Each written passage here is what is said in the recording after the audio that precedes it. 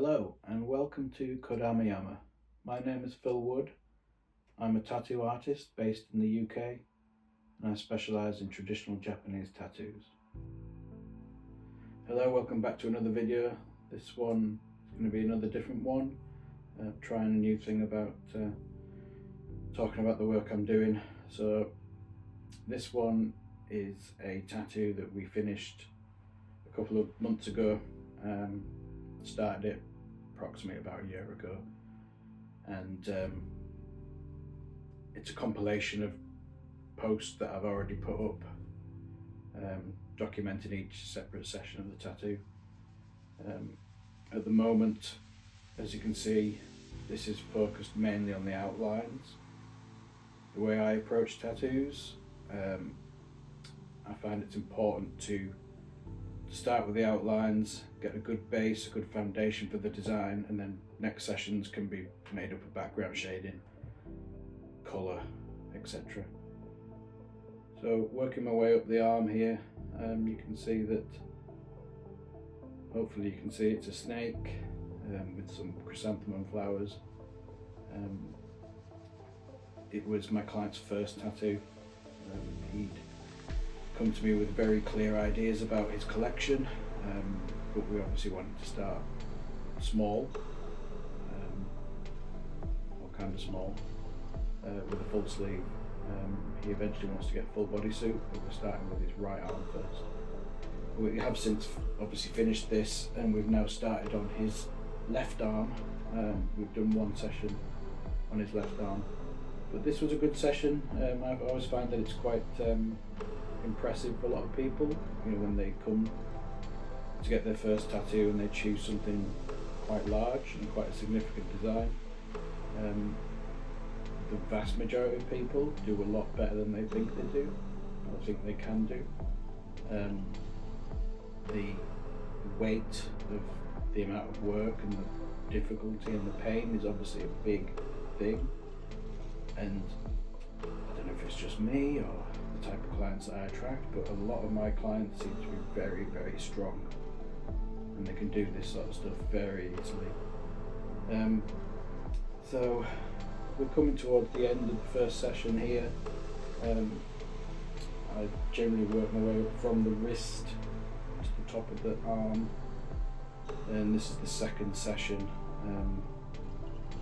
Same procedure, start at the wrist and work our way up. What's slightly different about background shading is obviously the amount of work that's in one area. It depends on the person. Like I said, I do tend to have quite strong clients, but for a first session of background shading, I'm not really able to get all of it done. You can hope for possibly maybe 1/3 to 1/2 of possibly a full sleeve done in one go. So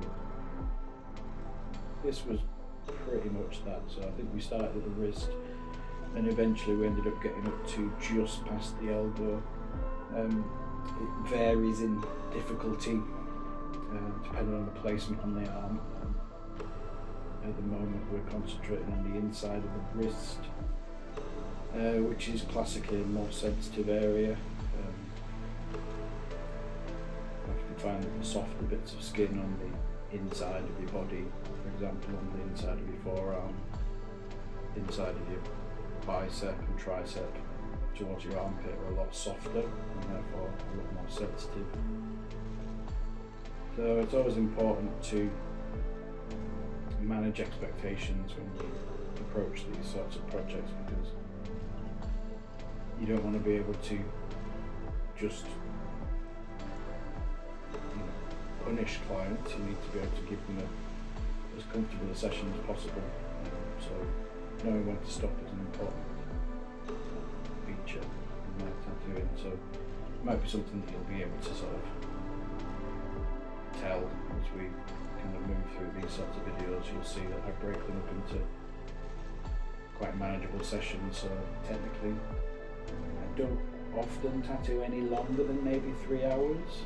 So even with a tattoo such as this, where we get a good amount of tattoo done, we were probably only working for about 2.5 hours.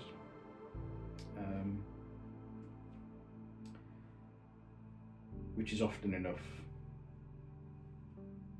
You can find an exception here and there, people that will be able to go a little bit further, but more often than not,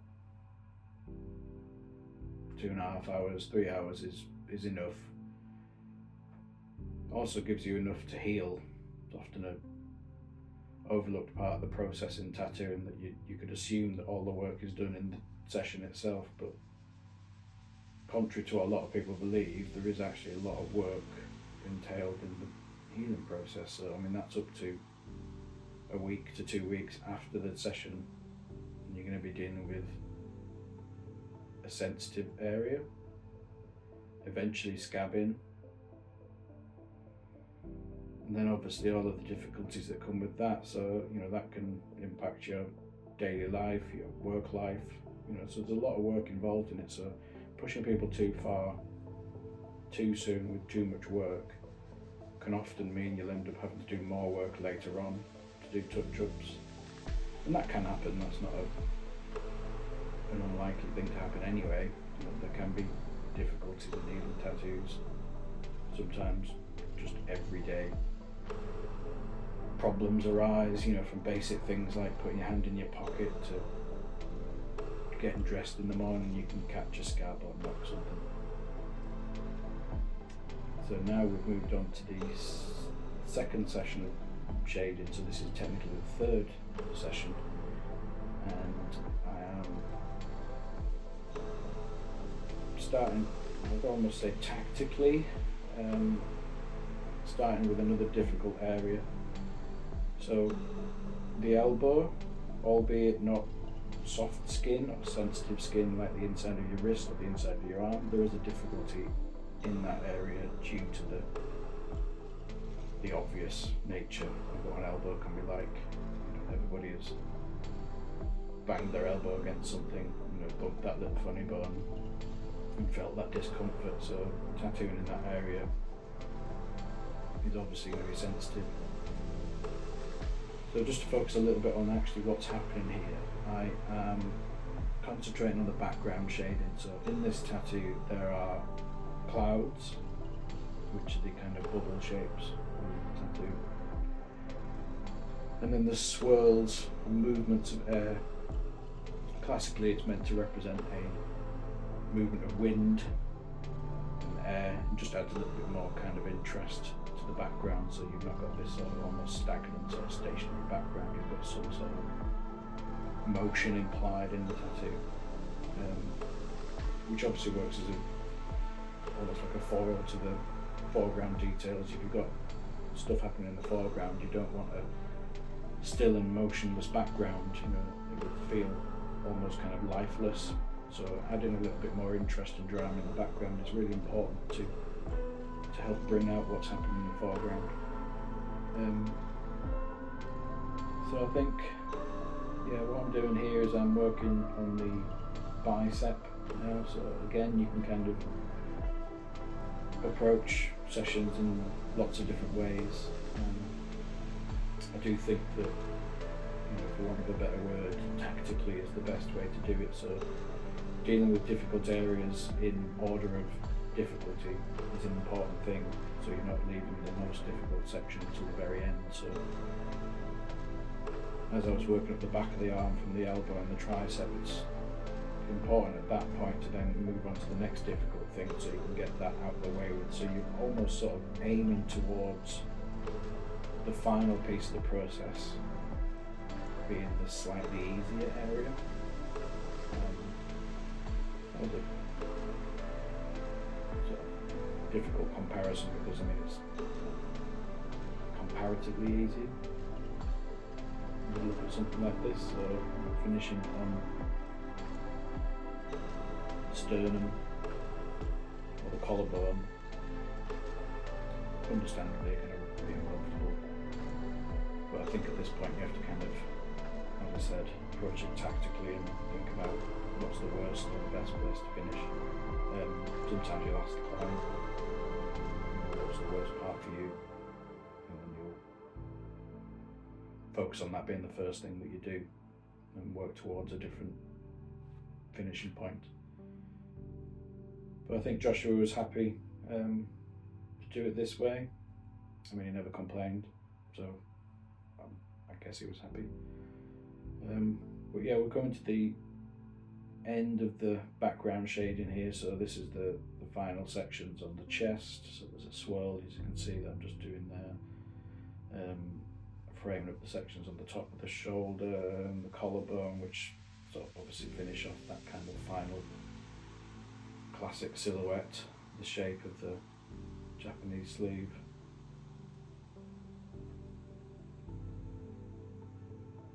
So as we come to the end of this session, again, sort of approaching things in order. Once all the background shading's done, then you can look at the foreground. So in this case it's a snake and a frog, and eventually we'll get to the flowers, but to begin with I'm dealing with some of the details on the back of the snake. Snakes are often, there's a variety of ways that you can portray them. You've obviously got very kind of literal ways of doing them, with scales and shading each one of the scales individually. And I felt like with this session, with this client, after speaking to Joshua, we sort of worked out that there was already enough detail in the composition. Chrysanthemum flowers are a very kind of complex flower, and overcomplicating an area can sometimes make the tattoo hard to read. So for this case we chose almost like a pattern on the back of the snake, on the spine of the snake, so it all kind of like tessellates together, and then we shaded just a simple black shading off that.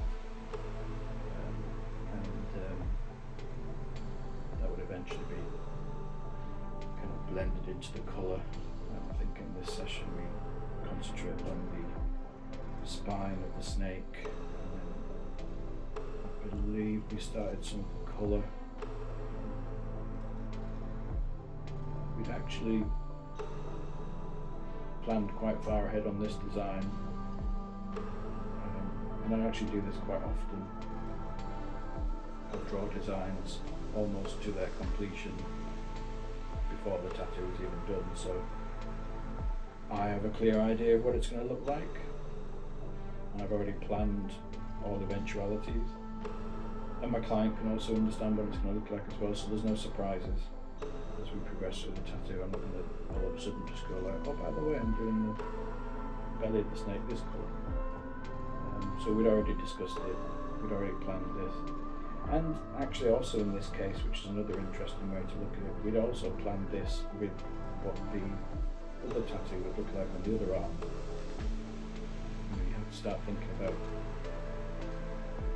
how tattoos as a bodysuit complement each other. So if you start a sleeve without any consideration for what it's going to be connected to or what's going to be opposite on the other side, then you can sometimes sort of find yourself with a problem of being like, oh damn, I really wish we didn't do that colour, or we should have done this colour, or we should have done that colour. So it's really important to think 2, maybe 3 or 4 steps ahead. And sometimes that can be just for me. The customer might not have any intention of adding any more, getting a second sleeve or aiming towards a bodysuit, but I feel like it's important for me, even if they're not interested in that I have to allow that as a possibility, because it does happen where clients will come back a year, maybe 2 years later and want to get something else done, and unless you've actually kind of planned ahead, somewhat without their knowledge, but unless you've planned ahead, you can maybe kind of find yourself to have been painted into a corner. And it's a lot harder to get out of that corner with a permanent tattoo. So yeah, we planned quite a lot of this ahead of these sessions, so we knew exactly what we were doing. So there was going to be red in the belly, the rest of the snake was going to be blue, and then we were going to use yellows and oranges and some pinks in the flowers. It's a bit of a spoiler, I've told you everything that's going to be done, but I have posted these videos before. It's not necessarily a massive giveaway.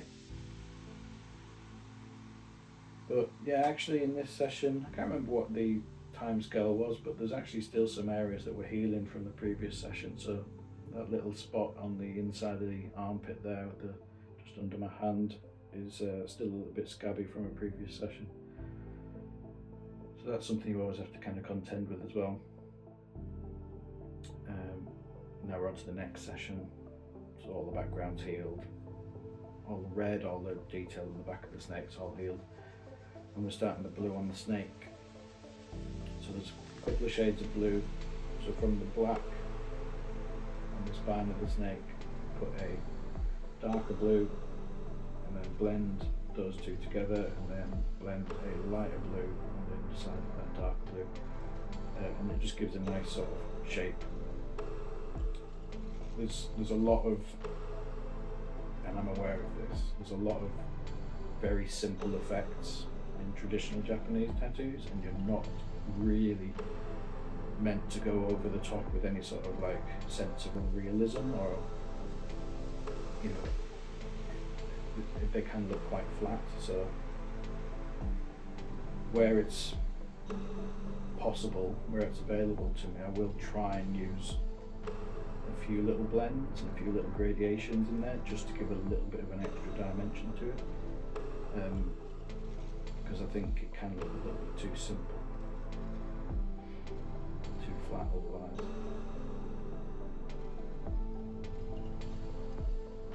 So again, you can see in that section on the inside of the armpit there, we still need to do some touch-ups on that. So it's an area that's understandably very easy to have issues with. You know, everyday general movement of an arm will cause areas like that. Same on your elbow, same on your wrist. But there's a lot of movement in those areas, so as scabs heal, they can break, they can come off, and you can lose a little bit of the colour. Never a massive issue, you can always just put it back in. There's no damage to the skin, it's just colour falls out, so it's not a massive problem, but that is something that can happen. Yeah, I think we kind of come towards the end of this session. We do all the rest of the red. And this was the session after, where we start the flowers. So what's important when doing colour tattoos is to be very careful with the order in which you do the colours. Darker colours have to be done first. The reason why, say for example, what's happening here, I'm using greens, 2 shades of greens to shading all the leaves, and the flowers were going to be reds, yellows and oranges. If I did the reds, yellows and oranges first, and then do the greens afterwards, there would be a good chance that some of that ink, which has been sort of spread around on the skin, would sort of work its way into that lighter colour, and it would distort the colour. So it's always best to do it in order. This is actually the same session as I did the blue, actually. Got ahead of myself. Yeah, we did the blue, then we did the green. And I think that was it for this session. This was the session. So all the green was here, all the blue was here, all the red, all the background was here. So this is a pink flower on the forearm. So there's like a magenta on the inside of the petals, and then a lighter pink on the outside. And again, like I said about the body of the snake, it just offers a little bit of extra variety. It's still a flat colour. I'm not doing any sort of dramatic blends in here, but it just offers a little bit more structure and variety to the image. So moving on to the next colours, oranges and yellows, all very nice and vibrant colours, and it eventually means that you have really good contrast between the background details, which is just obviously monochrome black and grey, and the bright colours in the foreground. It's a really dramatic effect. So the brightest of those colours being yellows and oranges and reds work really well, and obviously very natural for a flower to be bright, so it makes perfect sense. So on this one, this was a predominantly yellow flower, so we're doing a kind of a orange kind of tone on the inside, of the petal, and on the outer parts of the petal just a really strong bold yellow. I've always used, I basically have favourites and ink brands that I like to use, but these are all basically Dermaglow, which is a UK tattoo brand. Always have good results, feel really nicely, really solid and bright. So yeah, we basically concentrate on the colour in the flowers in this session. We don't get all the colour done, but we get the vast majority of the background of the colour in the flowers done. I think the next session was only final, maybe 2 flowers in the chest there, and a couple of flowers on the back of the arm.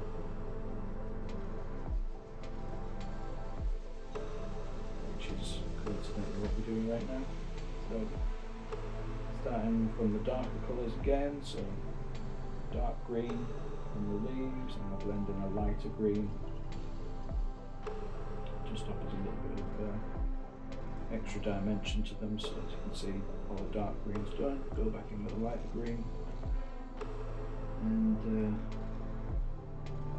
it's a really nice effect.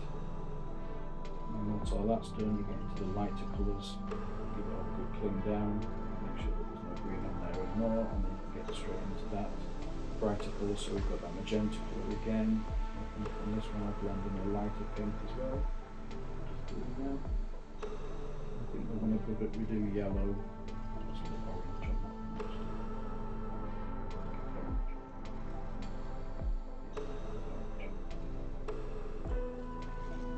So yeah, these were the last 2 flowers on the arm. Once we did these, we had the flowers on the chest to do. So give it clean down. A few little touch-ups on the belly there. A little bit more green on the leaves on the top of the shoulder there. Assemble the flowers as well. Sort of teal kind of aqua colour, just as a nice little contrast, and getting a bit of variety to the colours in the tattoo. And yeah, not the greatest angle, but I'm actually working on the colour on the chest at the moment, so that's the leaves and the flowers, and then now we're working on the colour in the petals. So again, this is an orange and yellow flower on the chest. Pink inside the mouth of the snake. Just a little bit of nice flow onto the body of the snake there with the red on the belly. So this is now it finished. This is the final session after the last few bits of colour we're doing. So all the blue's healed, all the red in the belly is healed, all the background is healed, the majority of the flowers are all healed. So this is pretty much the final product. There's just a couple of sections on the top fresh from this session. But yeah, we did this in total, it was 7 sessions. It was a really good experience. Joshua was a really good client.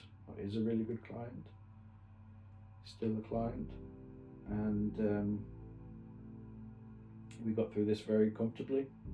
I don't remember there being many issues in the process.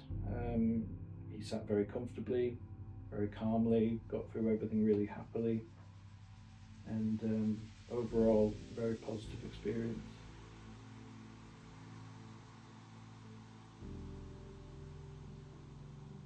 Just want to quickly say thank you very much if you've managed to persist and watch all the way through. As I said in my previous video, I will try and keep doing this, even though it's not necessarily my comfort zone. Not a huge fan of the sound of my own voice, or even my own face, but I got some good feedback on the last video, so I'll keep doing it. So yeah, thank you very much for watching. My name's Fil Wood, and this has been Kodamiama. Thank you.